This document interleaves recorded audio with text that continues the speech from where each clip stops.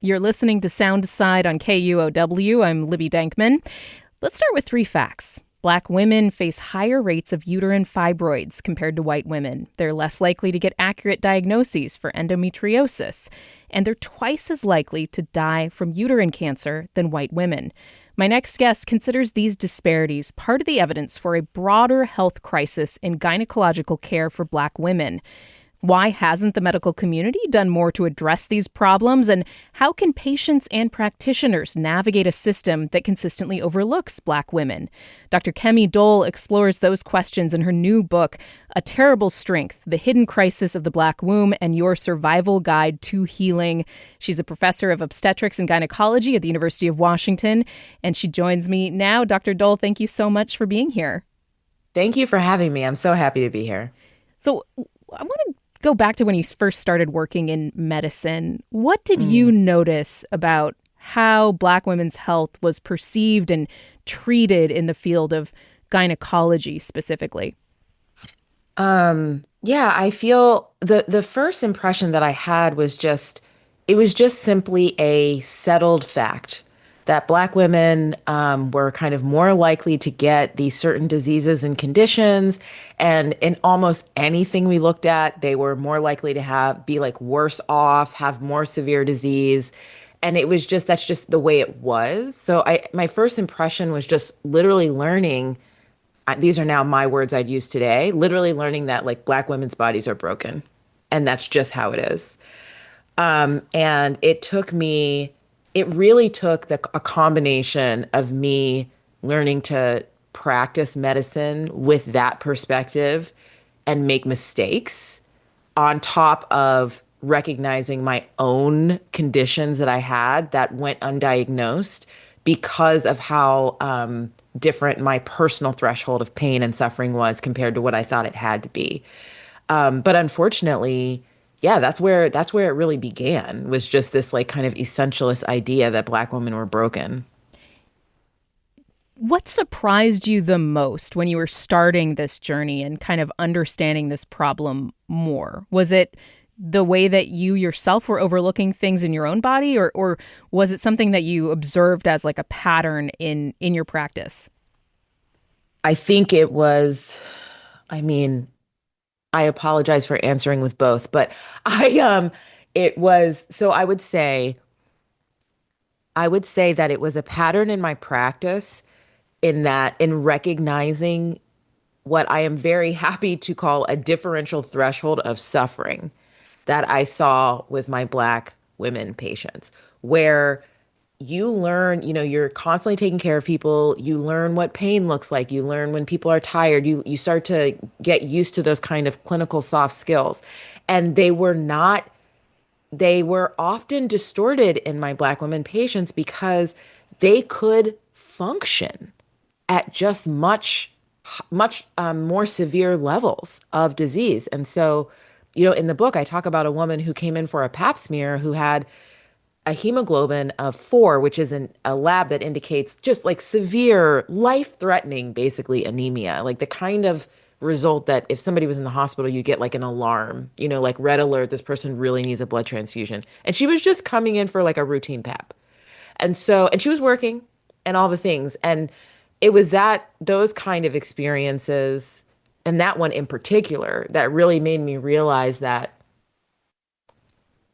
one, that the actual ability of Black women to be able to handle this was detrimental to us receiving help because we're not seen as needing help.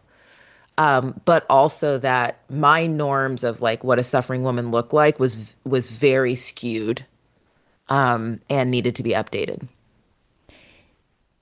What do you think happens first? Is it that patients are consistently overlooked and their pain is minimized, and therefore they internalize that and they, think that this is normal, and so then they don't speak up?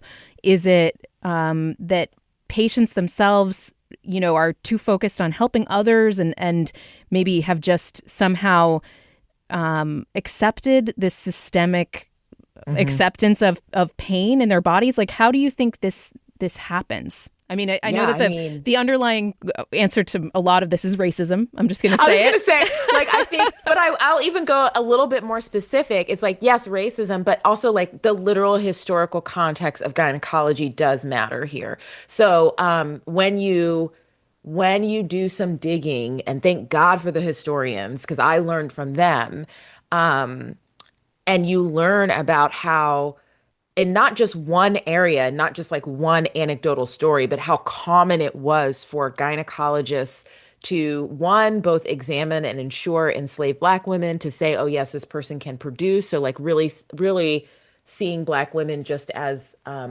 vessels, right, to produce more Black bodies in slavery. But then on top of that, learned multiple different kinds of surgical techniques in gynecology on the Black body. That is a background, right? Of these bodies can handle more. They don't have the same amount of pain. We're not considering them to be the same as white women at that time and other women. And so I think when you move forward with that, what you end up with is a field that literally doesn't see Black women suffering as abnormal or something to be concerned about. And that's how you end up with 80% of Black women experiencing fibroids, but less than 1% of the NIH budget being dedicated to fibroid research. I mean, it's like so skewed that I do think you need the historical perspective. So then how that looks in terms of an individual person is that it's simply true that if you're a Black woman, especially if you're a Black woman in the United States that has several generations of family members born here, you have ancestors, you come from people who had no other option in their gynecologic or womb suffering, as I refer to it, other than endurance. That is all they had. There wasn't anybody interested in helping them beyond that. And so I do think what happens is that we get passed down this level of normalization of severe bleeding, severe pain, etc., because for a long time there really wasn't help. And unfortunately today, yes, if you even pass that threshold and say, okay, but I do really need help, you're not necessarily met with a system that can read your pain as legible. So yeah, that's the longer version of the racism answer. The only option is endurance. That is, something that Yes. generations of people, as you say, have come to believe. Black women have come to believe. Tell me more about what you mean by womb suffering. That is a term that you talk about in the book. What does that mean to you? What is the significance of it? Yeah, thank you for asking.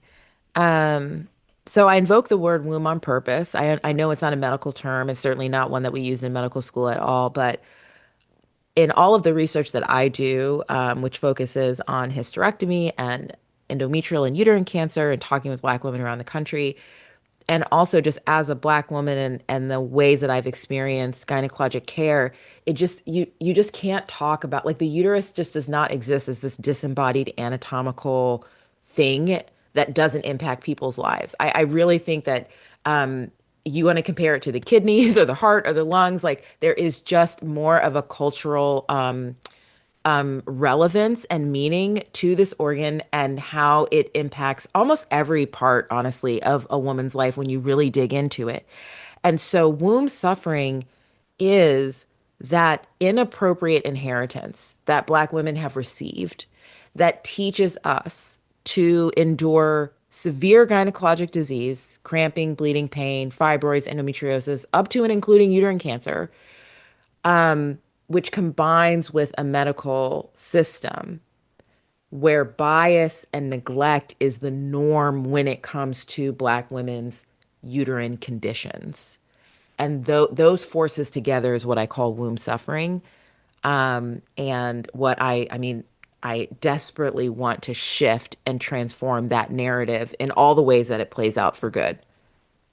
You've talked about this not just as, a book that will explain the problem and lay out what is actually happening in the medical system and within Black women's bodies, but also a survival guide to Yes. healing. So what does that mean? What are you hoping that women can take away from your book when it comes to the kind of empowerment that you want to see patients hold on to try to Yes. ensure their own health and safety?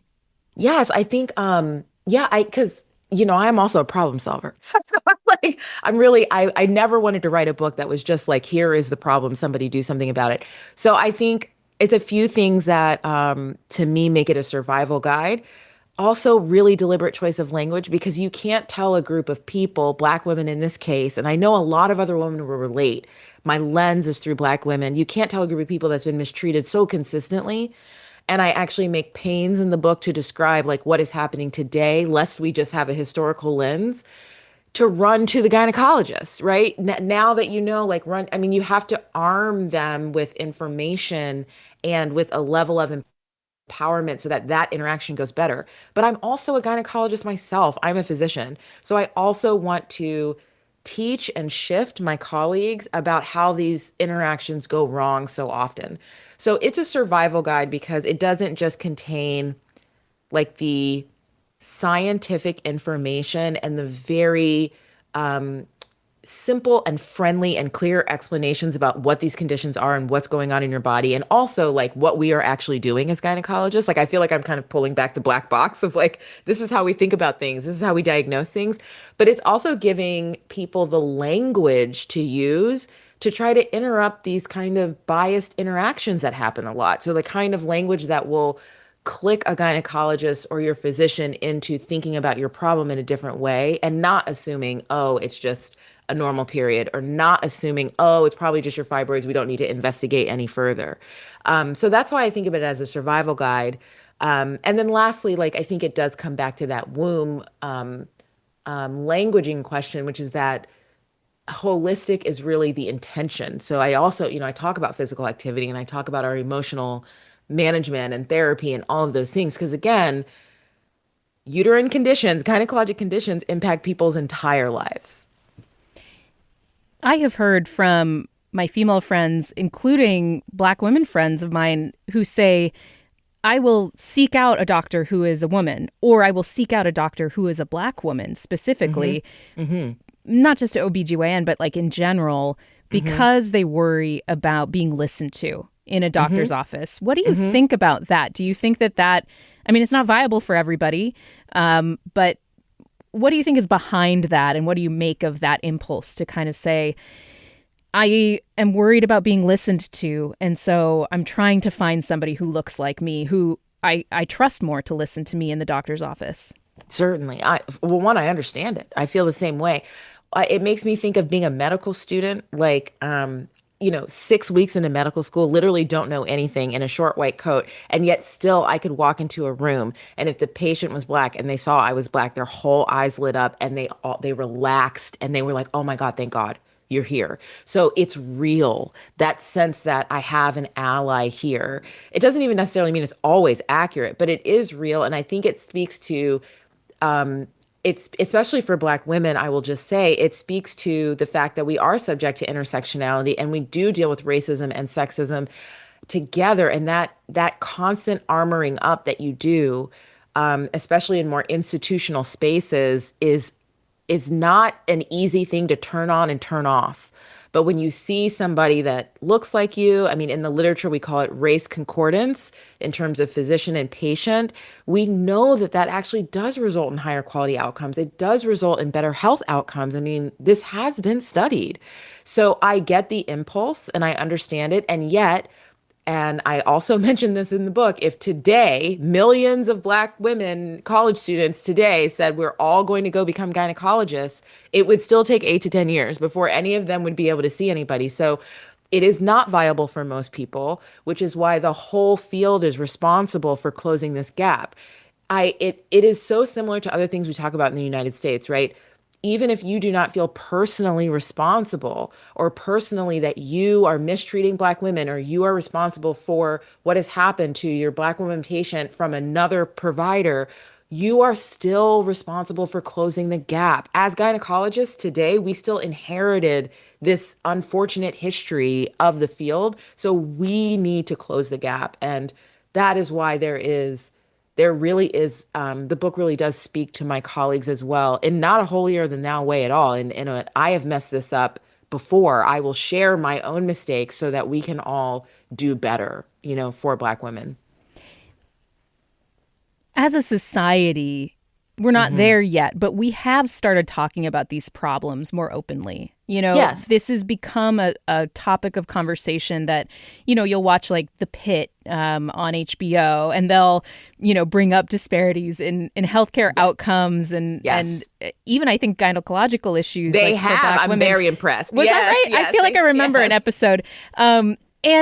And I wonder if that increased awareness has led to any noticeable improvements, or is it too early to know? Are Oh, things changing for the better? I mean, I feel like it is definitely too early to know. As much as I would call myself an optimistic girly at heart, I do not think that the HBO show The Pit is going to change gynecology. Like I think you're preaching to the choir a little bit at that point. But let's talk about things that do shift. I mean, I have been known to say recently, until somebody yells at me and tells me it's wrong, I think when it comes to healthcare, when it comes to clinical care, I think advocacy raises awareness, science changes practice. So, what gives me hope? What gives me hope is that after many years, I would say for me, probably a total of 12 years since I started thinking about it, but 5 years since I started publishing about it.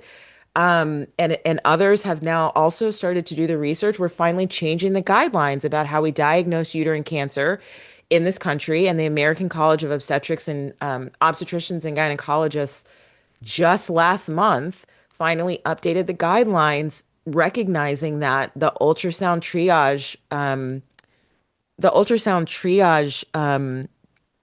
clinical care process that we had set in place disproportionately fails Black women.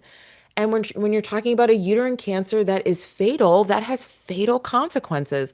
So that gives me hope in that it still shows me that, as for me as a clinician scientist, science can still change the needle and move some of the built-in things that we have that were not serving Black women in the right direction. And I do believe in the power of storytelling, though. And it's why I took all of this time to, alongside all the research and all the science I do to write this book, because I'm like, you can publish a million papers, but that's not going to change some of these interactions that we're talking about. And it's really my hope that this does result in a sea change in gynecology. So I have hope, but I don't think we can call it yet. We've talked about the ways that Black women can be gaslit in their gynecological care, especially when it comes to their pain and the Yeah. underdiagnoses of conditions. The other factor that you touch on in the book as well is that Black women are experiencing just higher rates of these conditions. So uterine Yes. fibroids, heavy bleeding, more aggressive endometrial cancers. First off, do we know why? And then secondly, what can a patient do with that information? Yeah, great question. To be flippant, racism, but let's let's back up again. So, I mean, we don't know why. So for example, in fibroids, we know more now than we did. So for example, one of the things we know is that fibroids start earlier in Black women, and they grow larger. And they also, when we expect them in the menopausal transition to regress, basically to go away, they persist. They're more likely to persist longer. So, like, that would now explain why you're going to have more Black women in your office with fibroids that are symptomatic, et cetera, than other groups. Because now we understand, well, they have had more time with the condition to worsen. But why do the fibroids grow earlier in Black women? Well, now we have more circumstantial evidence to look at, right? Okay, so now we know there are some environmental pollutants that are related to fibroid growth. We know that when we look at measures of racism and discrimination and chronic stress, not just acute stress, we know that, okay, these things are also related to increased fibroid incidence. And also, there is some there is some data. It is not the strongest, but there is some data about some of the like chemicals in hair straightening products and things like that, like endocrine disrupting chemicals. So it's like we can start to create this circumstantial picture where it's okay, there's something going on here. There's an exposure that's happening earlier or to a greater degree, and we need to keep investigating to actually be able to connect the A to B to C dots. And that is really the case when you look at fibroids, when you look at endometriosis, when you look at heavy bleeding, and when you look at uterine cancer. And it's why I actually feel like very strongly these are interrelated. I think these are interrelated physiologic processes, and the science will catch up because there's this very consistent pattern among Black women when you look at them that way. So to answer your question, do we know why? Not entirely. But we are getting there, and it is why we need to keep advocating for more research funding. And also, it's why we need funding that names and is specific to Black women so we can answer the questions. Otherwise, we won't answer the questions. What can people do about it? I mean, this is why I wrote the whole book. So, one, it's like understand the condition because that's how you start to reverse the normalization, right? That's how you start to realize that, like, oh, now that I understand that, like, I should never pass a blood clot greater than an inch, which is basically like a quarter. Now I can look at my period and be like, what the hell is going on? So you can literally reset your own standard of normal. And then again, when you go to the gynecologist's office, you're not going as like a blank slate. You're going understanding, okay, these are the processes we're going to go through. This is what the exam is going to look like. These are the options that I even have that are, already listed in the book. Let's talk about what works for me. I I so believe in the power of women broadly and of Black women in particular to shift the narrative on things and shift what we quote tolerate. I think there are multiple examples in history of when that has happened. And so that is like my hope and what I see happening in gynecology too, is that like when we engage in a different way, this care gets better for everybody. You talked about research funding. You spoke to the New York Times last year as the Trump Yeah. administration was canceling NIH grants that funded Yep. research into health disparities. Yep. And at the time, you said, quote, that communication is very clear. We do not value health equity. We do not value a focus on underserved and undertreated populations. We do not consider these to be a priority. Since then, some of those grants have been reinstated. Hmm. I guess my Through lawsuits. through lawsuits, through legal challenges. I guess my question is, what are you watching for going forward? Obviously, you're calling for more focus on research and specifically Yeah. research on what Black women are experiencing. Do you have hopes that a future administration might, take a different tack here, or is there a path to finding this kind of funding to make a real difference in the issues that you're talking about? It's both and. I mean, a future administration is going to have so much to reconstruct. And I know that things like how the NIH allocates funding will just be like another thing on the list. But yes, I do hope that that changes. Um, I think that it's hard to overstate the damage that has been done because it's not just about when you cancel a grant, it's not just, oh, this project isn't happening. You're canceling the career trajectory of a scientist that was going to be moving forward in a certain direction. And a lot of the grants that were canceled were what we call career development awards. These are like 5-year, really important awards for somebody to get their whole career off the ground. And those people, a lot of them have had to pivot to other things. So that's an entire line of research that's now stopped. And potentially a researcher who will not be going back because it'd be another several years of lost time in their career. So the damage is great, which is why even if a future administration does improve things, which I hope they do, I do think that this arena is overdue for like major foundational and philanthropic investment. I really do think that. Like, I think that what we see in some of these other conditions, which are also important, we need to start thinking about non-federal funding, maybe more sustainable or more honestly, stable ways to fund these profound questions in gynecology and especially among Black women. And I just want to add another thing, which is this is like a little bit esoteric in the weeds, but it does have to do with my research framework, which is that when you study the group that is doing the worst, you get the most information that helps everybody because that group is subject to every vulnerability that could impact everybody else. So from a scientific standpoint, it is so efficient to focus on equity research when you are studying when you're doing mechanistic studies of disease, when you're studying physiology, et cetera, because you're going to learn so much about how that condition interacts with all of the different things in our society and all the other things. So I also just think it is an insanely rich area that we're just like leaving on the table right now because of the history of racism, because of, the NIH's history of funding these, diseases and disparities research at very low levels.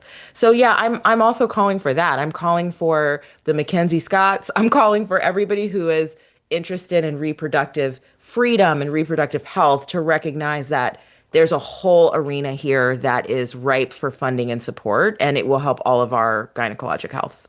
Dr. Kemi Doll is a professor of obstetrics and gynecology at the University of Washington. She is the author of A Terrible Strength, The Hidden Crisis of the Black Womb and Your Survival Guide to Healing. Dr. Doll, thank you very much for the conversation. I've enjoyed it and I've learned a lot. Thank you. Thank you so much. Thanks for listening to Soundside. Don't forget you can listen live on KUOW 94.9 FM Seattle at noon and 8 p.m. Monday through Thursday, or anytime online at KUOW.org or on your favorite podcast app.